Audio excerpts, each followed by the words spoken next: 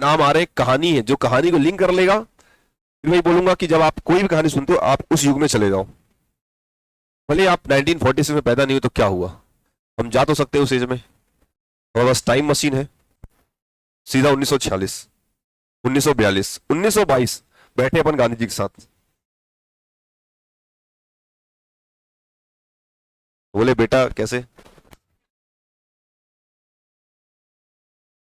क्या सोच रहे हैं बापूजी? बोले कि मैं सोच रहा हूं कि संविधान सभा होनी चाहिए और संविधान भारतीयों के हिसाब से होना चाहिए। फिर आपने पाँव छुआ, बोले ठीक है चलता हूँ। फिर 1934 में आए, चले गए तो एम एन राय साहब मिल गए, बोले कैसे, मैं जा रहा हूँ आज मांग करने का है कि संविधान सभा की। बोले ठीक है, मांग ली। उसके बाद फिर कांग्रेस फट से आई और बोली कि हमारे हिसाब से भी संविधान सभा होनी चाहिए। उन्होंने मांग कर दिया। 38 में चाचा जी मिल गए, नेहरू जी। बोले कैसे मांगोगे ये तो बताओ कैसे? बोले वयस्क मताधिकार। ठीक है, सब उथल पुथल चल रहा था, आप भी भाग दौड़ रहे थे, आपको डंडा मांग के पुलिस दौड़ा रही है, ठीक है, आप दौड़ रहे हो। अचानक बोले कि भारत में आने वाला है अगस्त महीने में एक प्रस्ताव, उसका नाम है लिन-लिथगो प्रस्ताव।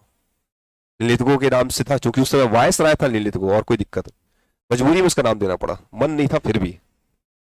और 42 में आंदोलन जब चल रहा था भारत छुड़वाने का, उस समय एक मिशन भेज दिया उसने, ठीक है, कबूतर को बोला जाओ छोड़ के आओ, कबूतर जा जा जा आया, और उसका नाम था क्रिप्स मिशन। उस कबूतर का नाम था स्टेफर्ड क्रिप्स। और 46 में फिर कहानी चालू हुई कि हमने फिर मार्च में भेजा कैबिनेट मिशन, 3 उसमें आदमी बैठ गया एकदम से तैरते हुए बगाया था एकदम ओवरसीज। एक का नाम था स्टेफर्ड क्रिप्स, एक का नाम था एवी अलेक्जेंडर, और एक का नाम था सर पैथिक लॉरेंस। तो पैथिक भाई पथिक बन के आए यहाँ पर, ठीक आए। उसके बाद हमने चुनाव भी कराया। बोले तुम क्यों जा रहे हो पूछे, तो जैसे ही आए तुमने बोला आओ, पुष्प से स्वागत किए। कैसे आए? बोले हमको भारत में संविधान सभा बनानी है। क्या बनानी है? संविधान सभा। बोले कैसे बनाओगे? चुनाव करवाएंगे हम लोग।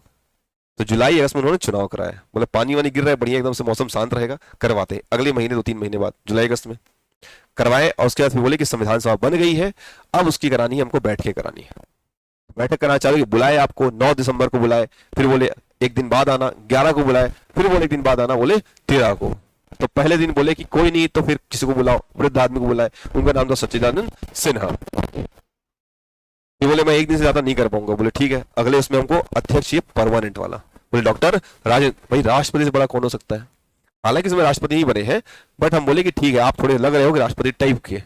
उनको बुलाए, बिठाए, और साथ बोले मैं अकेले नहीं जाऊंगा, मेरे को चाहिए 2 बॉडीगार्ड। तो बोले कौन? एक टीटी दे दो।